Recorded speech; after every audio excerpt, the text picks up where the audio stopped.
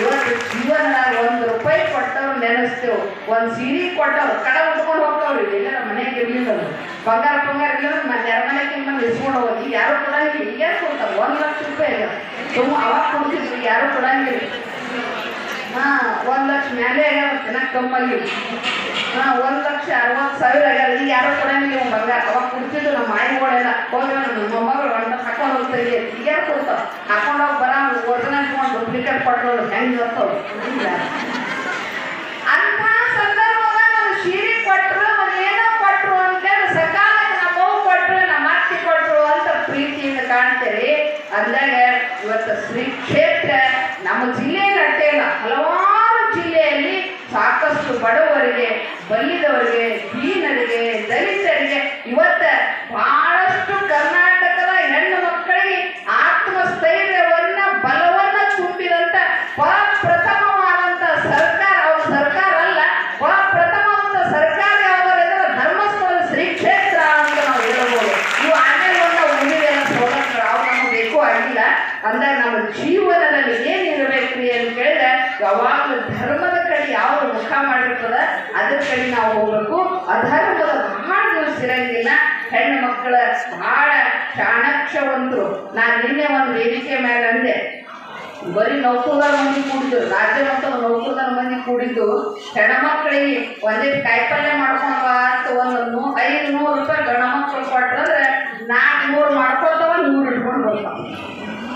₹100 ಇಟ್ಕೊಂಡು ಬರ್ತಾರ. ಇಟ್ಕೊಂಡು ಕೂಡಿಸಿ ಅವ್ರ ಬಳಸ್ತಾರ. ಮತ್ತೆ ಯಾವಾಗ ಬೇಕಾದ್ರೆ ಗಂಡಿಗೆ ಕೊಟ್ಬಿಡ್ತಾವ, ಮತ್ತೆ ಯಾವಾಗ ಕೊಡಕತ್ತೀವಿ. ಅಂತ ಉದಾರಿ ಮನಸ್ಸು ಉಳ್ಳವರು ಯಾರು ಅಂತ ಹೇಳಿದ್ರೆ ಹೆಣ್ಣು ಮಕ್ಕಳು. ಅದಕ್ಕೆ ಕಾರ್ಯಶು ಮಂತ್ರಿ ಅಂತವ. ಕಾರ್ಯ ಮಾಡುವಾಗ ಮಂತ್ರಿ ಹೆಂಗೆ ವಹಿಸುವಂತ ಪಾತ್ರವನ್ನು ವಹಿಸುವವರು ಯಾರು ಅಂದ್ರೆ ಅದು ಹೆಣ್ಮಕ್ಳು ಬಹಳ ದೊಡ್ಡ ಶಕ್ತಿ ಅದ. ಅದಕ್ಕೆ ನೀವು ಮಹಾಲಕ್ಷ್ಮಿ ಅಂದಾರ, ಮಹಾಕಾಳಿ ಅಂದಾರ, ಮಹಾ ಸರಸ್ವತಿ ಅಂದಾರ, ಗಂಗಾ ಅಂದಾರ, ಯಮುನಾ ಅಂದಾರ, ಸರಸ್ವತಿ ಅಂದಾರ. ಭಾರತ ಭೂಮಿಗೆ ಭಾರತ ಮಾತೆ ಅಂತ ಪೂಜಿಸುವಂತ ಏಕೈಕ ದೇಶದ ಸಂಸ್ಕೃತಿ ಯಾವುದರ ಇದ್ರೆ ನಮ್ಮ ಭಾರತ ದೇಶದ ಸಂಸ್ಕೃತಿ. ಅಂದಾಗ ಭಾರತದ ನಾರಿ ಗೌರವಕ್ಕೆ ದಾರಿ, ಭಾರತದ ನಾರಿ ಮಹಾಲಕ್ಷ್ಮಿ ಅಂತ ನಮ್ಮ ವೇದ ಕಾಲದಲ್ಲಿ ಸನಾತನ ಧರ್ಮದಲ್ಲಿ ಉಪದೇಶವನ್ನು ಮಾಡಿದ್ದಾರೆ. ಅಂದಾಗ ನಮ್ಮ ಜೀವನದಲ್ಲಿ ಹೆಣ್ಮಕ್ಳಾದವರು ನೀವು ಯಾವ್ಯಾವ ಸವಲತ್ತುಗಳು ತಗೊಂಡಿರಿ ಅದ್ರ ಬಗ್ಗೆ ಕೃತಜ್ಞತೆ ಭಾವನೆ ಇರಲಿ. ಅವ್ರ ಕರೆದಾಗ ಹೋಗಿರ್ತೀವಿ, ಬರೀ ಪಾಪ ಅವ್ರು ನೋಡ್ಬೇಕು ಕಾರ್ಯಕರ್ತರು ಹೇಳ್ತಾರೆ ಕಪ್ಪೂರ ಕೈ ಮುಗಿಬೇಕು ಅಂತ. ಅದಕ್ಕೆ ನಾನು ಸಿಟ್ಟಿಗೆ ಬಂದೆ. ಆಗಡೆ ಯಾರ್ಯಾರು ನೀವು ಸವಲತ್ತು ತಗೊಂಡ್ರಿ ಒಂದಿಷ್ಟು ಬಂದು ಅವ್ರಿಗೆ ಸಹಕಾರವನ್ನು ಕೊಡ್ರಿ, ಅವ್ರ ಕಾರ್ಯಕ್ರಮ ಮಾಡುವಾಗ ಕೈ ಜೋಡಿಸ್ರಿ. ಅಂದಾಗ ಇಂಥ ಕ್ಷೇತ್ರದಿಂದ ನಾವು ಸಾಕಷ್ಟು ಲಾಭಗಳನ್ನು ತಗೊಂಡು ಅಂತ ಲಾಭದಿಂದ ನಮ್ಮ ಬದುಕು ಕಲ್ಯಾಣ ಆಗಬೇಕು. ಸಾಲ ತಗೊಂಡವರು ಕರೆ ಹೇಳ್ತೀನಿ, ಗಂಡನ ಕೈಯಾಗ ಕೊಡ್ರಿ ಬ್ಯಾಡ ಅನ್ನಂಗೆ. ಮತ್ತೆ ನಿಮ್ಗಾದ್ರೆ ನಾಳೆ ನನ್ನ ಮಠಕ್ಕೆ ಬರಂಗದ, ಗಂಡನ ಕೈಯಾಗ ಕೊಡ್ರಿ. ಅದು ಕೊಟ್ಟ ಮೇಲೆ ಕೇಳಿ ಇದು ಎದಕ್ಕೆ ಬಳಸ್ತೀವಿ.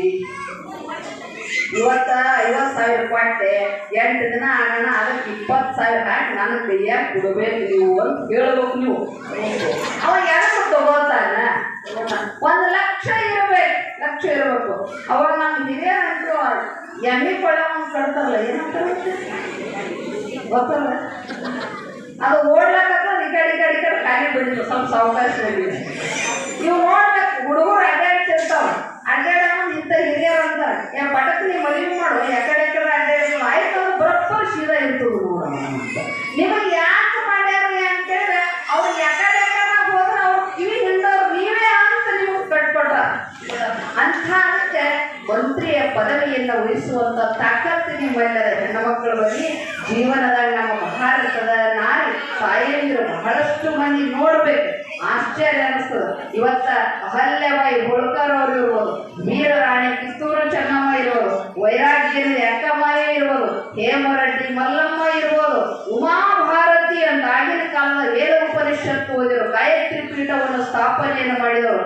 ಅಂದಾಗ ಬ್ರಹ್ಮ ವಿಷ್ಣು ಮಹೇಶ್ವರ ವೇದ ಕಾಲದಲ್ಲಿ ಕಾರ್ಯದಲ್ಲಿ ಎಲ್ಲಾ ಕ್ಷೇತ್ರದಲ್ಲಿ ನಿಂತು ಕೆಲಸವನ್ನು ಮಾಡಿದ್ದಾರೆ, ಇವು ಕೆಲಸವನ್ನು ಮಾಡ್ತಾ ಇದ್ದಾರೆ. ಅಂತ ಸಾಮರ್ಥ್ಯ ಇರೋದಾರೆ. ನಾವು ಹೆಣ್ಮಕ್ಳು ಹೆಂಗಂದ್ರೆ ಕೂಡಿದ್ರೆ ಮಹಾಲಕ್ಷ್ಮಿ ಮನಸ್ಸು ಮಾಡಿದ್ರೆ ನೋಡ್ಬೇಕು. ಮೊದಲು ಒಂದೇ ಒಲಿ ಇರ್ತಾವ್ರಿ. ನೀವು ಬರ್ತೀನ ಮನೆ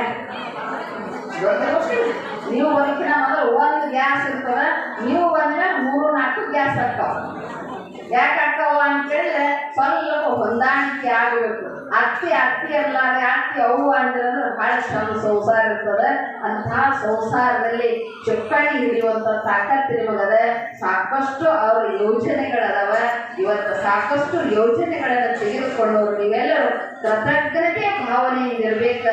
ನಾವು ಬಹಳ ಮಂದಿ ಯಾರ್ಯಾರು ಏನೇನೋ ಕೊಟ್ಟವ್ರಿಗೆ ನೆನೆಸ್ತೇವೆ. ಆದ್ರೆ ಶ್ರೀ ಕ್ಷೇತ್ರದ ಇನ್ನೊಂದು ದೊಡ್ಡ ಕೆಲಸ ಏನು ಅಂತ ಕೇಳಿದ್ರೆ ಇಲ್ಲಿ ಜಾತಿ ನೋಡಿಲ್ಲ, ಧರ್ಮ ನೋಡಿಲ್ಲ, ಕುಲ ನೋಡಿಲ್ಲ, ಯಾರ ಪೈಕಿ ಇವ್ರು ಅಂತ ನೋಡಿಲ್ಲ. ಪೈಕಿ ಅಂತ ನೋಡಿ ಸೇವಾ ಮಾಡೋರು ಬಹಳ ಮಂದಿ ಅದಾರ, ಪೈಕಿ ಅಂತ ಕೇಳಿ ಅನುದಾನ ಕೊಡೋರು ಬಹಳ ಮಂದಿ ಅದಾರ. ಆದ್ರೆ ಪೈಕಿ ಇರ್ಲಾರ ನೀವೆಲ್ಲ ಭಾರತದ ಮಕ್ಕಳು, ನನ್ನ ಮಕ್ಕಳು ತಪ್ಪಿಕೊಂಡಂತ ಕೀರ್ತಿ ಯಾರಿಗೆ ಸಲ್ಲೋದು ಅಂದ್ರೆ ಶ್ರೀ ಕ್ಷೇತ್ರ ಅಂದಾಗ ಅಂತ ಶ್ರೀ ಕ್ಷೇತ್ರದ ಬಗ್ಗೆ ನಮಗೂ ಸಾಕಷ್ಟು ಗೌರವ ಮನೋಭಾವನೆ ಇರ್ಬೇಕು. ನಾನು ಮೊನ್ನೆ ನಮ್ಮ ಆಯೋಜಕರು ಬಂದಾಗ ಹೇಳಿದೆ, ಈ ಒಂದು ವಿಚಾರ ಮಾಡಿ ನಾವು ವಿಚಾರ ಮಾಡಿ ನೀವೆಲ್ಲರೂ ಸೇರಿಕೊಂಡು ಒಂದು ಜಿಲ್ಲೆಯ ಮಟ್ಟದ ಒಂದು ದೊಡ್ಡ ಮಹಿಳಾ ಸಮಾವೇಶನ ವಿಜಯಪುರ ನಗರದಲ್ಲಿ ಹಾಕಿಕೊಂಡ್ರೆ ಅಂತೇಳಿ ನಾವು ಬರೀ ಕೆಲಸ ಮಾಡ್ತಿರ್ತೀವಿ. ನನಗೆ ಯಾವಾಗಲೂ ಯಾವುದೇ ಕಾರ್ಯಕ್ರಮ ಅಂದ್ರೆ ಕೆಲಸ ಕರೀತಾರ. ಆ ಕೆಲಸವನ್ನು ಮಾಡಿ ಒಂದು ಸಲ ಶ್ರೀ ಅವರು ಇಲ್ಲಿ ಬಂದು ಹೋದ್ರು, ಮಾತೋಶ್ರೀ ಅವರು ಪೂಜ್ಯರು ನಿಮ್ಮೆಲ್ಲರನ್ನ ನೋಡಿದಾಗ ನಾವು ಆಗಿನ ಕಾಲದಾಗ ದೇವತೆಗಳನ್ನು ನೋಡಿಲ್ಲ, ಆ ದೇವತೆಗಳಂತಹ ಮಾನವ ರೂಪದಲ್ಲಿರ್ತಕ್ಕಂಥ ದೇವರುಗಳನ್ನ ಸಾಕಷ್ಟು ಮಂದಿ ಈಗಿನ ಕಾಲದಲ್ಲಿ ಸೇವೆಯನ್ನು ಮಾಡ್ತಾ ಇದ್ದಾರೆ. ನಿಮಗೆಲ್ಲ ಗೊತ್ತಿರಬೇಕು, ಆ ಕ್ಷೇತ್ರಕ್ಕೆ ಸಾಕಷ್ಟು ಕುಂದುಕೊರತೆಗಳು ಬಂದು, ಬಹಳಷ್ಟು ತಿಳಿಲಾದ ಏನೋ ಅಪವಾದಗಳು ಬಂದು. ಯಾಕಂದ್ರೆ ಸೇವಾ ಮಾಡೋರಿಗೆ ಬರವೇ ಆದ್ರೆ ನ್ಯಾಯ ನಿಷ್ಠೂರಿ ದಾಕ್ಷಣ್ಯ ಪರಿಣಾಮ ಲೋಕ ವಿರೋಧಿ ಶರಣ ಮಾಡಿಗೂ ಅಂಜುವನಲ್ಲ ಅಂತಂದ್ರೆ ನಮ್ಮಲ್ಲಿ ಸತ್ಯ ನ್ಯಾಯ ನಿಷ್ಠೆ ಇತ್ತು ಅಂತೇಳಿ ಅಂಥವು ಸಾವಿರ ಪರೀಕ್ಷೆಯನ್ನು ಸಹಿತ ಗೆಲ್ಲುವ ಶಕ್ತಿಯ ಸತ್ಯದಲ್ಲಿ ಇರ್ತೈತಿ. ಅಂಥ ಶಕ್ತಿಯನ್ನ ಬಳಸಿಕೊಂಡು ನಾವೆಲ್ಲರೂ ಧನ್ಯತೆಯ ಭಾವನೆಯಿಂದ ಬದುಕೋಣ ಅಂತ ಒಂದು ಸಲ ತಾವೆಲ್ಲರೂ ಕೈ ಮ್ಯಾಲೆ ಎತ್ತಿ ಒಂದಿಷ್ಟು ಜೋರಾಗಿ ಆ ಮಂಜುನಾಥನಿಗೆ ಶ್ರೀ ಕ್ಷೇತ್ರದವರಿಗೆ ನಮಸ್ಕಾರವನ್ನು ಸಲ್ಲಿಸೋಣ ಅಂತ ಹೇಳ್ತಾ ಎಲ್ಲರೂ ಕೈ ಎತ್ತಿ ನೋಡೋಣ. ಜೋರಾಗಿ ಎತ್ತಬೇಕು. ಹಿಂದ್ ಕೂತಾರ ಎಲ್ಲರೂ ಸ್ವಲ್ಪ ನಿಮ್ಗೆ ಇದು ಆಗಲಿ. ಒಂದ್ಸಲ ಜೋರಾಗಿ ಚಪ್ಪಾಳೆ ನೋಡ್ರಿ. ಧರ್ಮಸ್ಥಳ